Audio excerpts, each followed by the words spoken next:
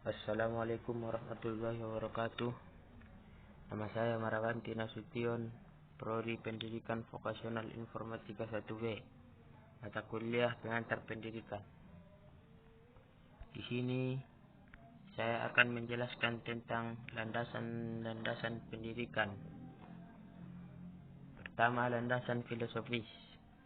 Landasan filosofis terdiri dari landasan idealisme. Para filosof ini mengklaim bahwa realitas pada hakikatnya bersifat spiritual, karena manusia itu adalah makhluk yang berpikir, yang memiliki tujuan hidup, dan yang hidup dalam aturan moral yang jelas. Kedua, landasan realisme.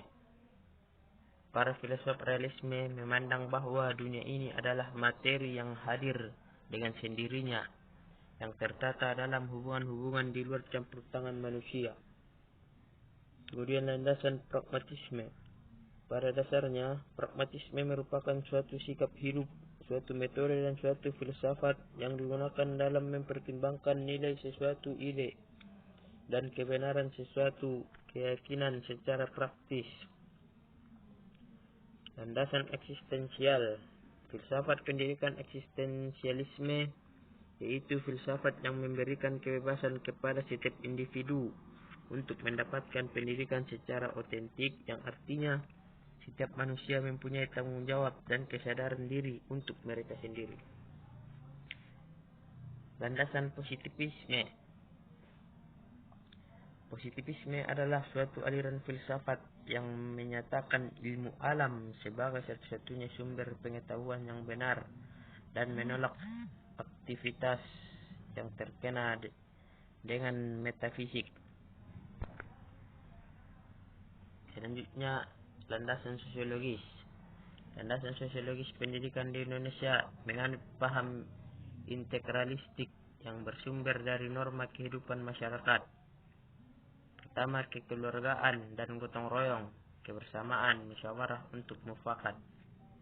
Dua, kesejahteraan bersama menjadi tujuan hidup bermasyarakat. Tiga, negara melindungi warga negaranya. Empat, serasi seimbang antara hak dan kewajiban. Selanjutnya, landasan kultural. Landasan kultural adalah landasan pendidikan yang berakar pada kebudayaan bangsa Indonesia. Sedangkan kebudayaan adalah hasil cipta dan karya manusia berupa norma-norma, nilai-nilai, kepercayaan, tingkah laku, dan teknologi yang dipelajari dan dimiliki oleh semua anggota masyarakat tertentu. Kemudian landasan historis. Landasan sejarah atau historis pendidikan nasional Indonesia merupakan pandangan ke masa lalu. Pandangan ini melahirkan studi-studi historis tentang proses perjalanan pendidikan nasional Indonesia yang terjadi pada periode tertentu di masa yang lampau. Selanjutnya, landasan psikologis.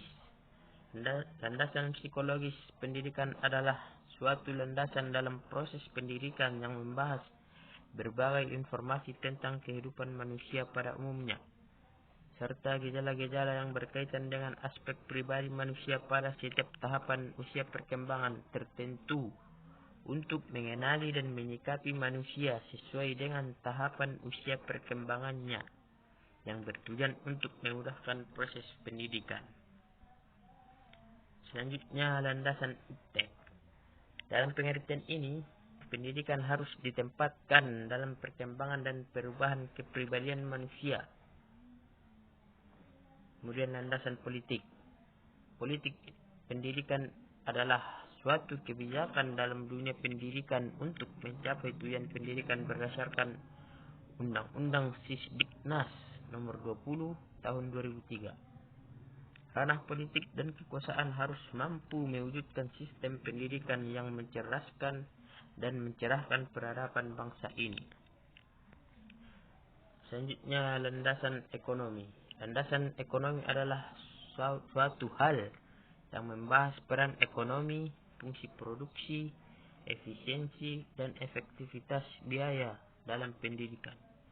Ekonomi merupakan salah satu faktor yang cukup berpengaruh dalam mengembangkan pendidikan. Terakhir adalah landasan yuridis.